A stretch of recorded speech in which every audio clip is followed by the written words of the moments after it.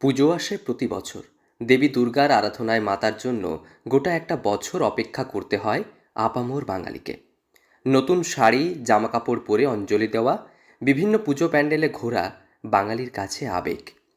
তবে দেবী দুর্গার আরাধনায় মাতার মাত্র একটা মাস আগে ভয়ঙ্কর প্রাকৃতিক বিপর্যয়ে সব আশা এক লহমায় বদলে গিয়েছে। প্রবল বৃষ্টিতে বন্যা পরিস্থিতি সৃষ্টি হয়েছে বিভিন্ন জেলায়। পুজোর আর হাতে গোনা মাত্র 15টা দিন বাকি।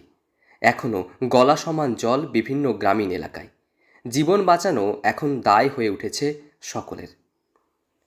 সামনেই পুজো, বাঙালির শ্রেষ্ঠ উৎসব। তবে সেই উৎসবের আঁচটুকু নেই এই গ্রামের মানুষজনের কাছে। পশ্চিম মেদিনীপুরের ঘাটাল, দাসপুরের পাশাপাশি ডেবরা ব্লকের একাধিক গ্রামীণ এলাকা বন্যায় বানভাসী হয়েছে। বেশ কয়েকদিন কাটলেও এখনও বিভিন্ন জায়গায় গলা সমান জল। পানীয় জল এমনকি খাবার খাওয়াতে অসুবিধা হচ্ছে সাধারণ মানুষের। ট্রেনের মধ্যে মানে জলও পাচ্ছেন না, না খাওয়ার জলও পাচ্ছেন না। প্রচুরই কষ্ট আমাদের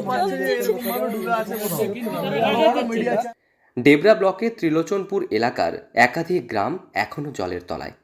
মানুষজনকে একতলার উপরে বসবাস করতে হচ্ছে। নিজেদের খাবার পাশাপাশি গবাদি পশুর খাওয়ারও সংকট দেখা দিয়েছে। সামনেই দুর্গাপুজো, তবে সেই দুর্গাপুজোকে ঘিরে বিন্দু মাত্র ভাবনা নেই তাদের কাছে। প্রাণ বাঁচানো যেন দায় হয়ে উঠেছে। আমরা কি হবে, কাঁধে এই দিন কাটাবে, আমরা কি আর পারবো যেতে ঠাকুর দেখতে যেতে পারবো? আমাদের সে তো আশা নেই। এই যে ডুবে থাকবা কি করে যাবো?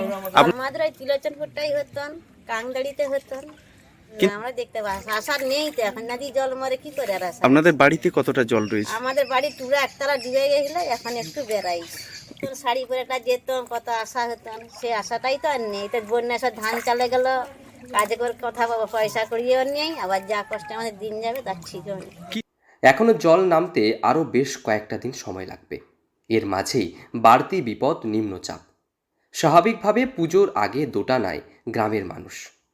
কিছুটা দূরেই আয়োজন হচ্ছে দেবী দুর্গার আরাধনার, কিন্তু ইচ্ছে থাকলেও উপায় নেই। ঘরে এখনও কোমর কিংবা বুক সমান জল।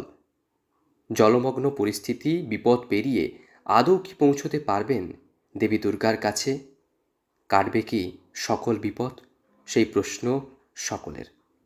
পশ্চিম মেদিনীপুর থেকে রঞ্জন চন্দ্রের রিপোর্ট, লোকাল 18 বাংলা।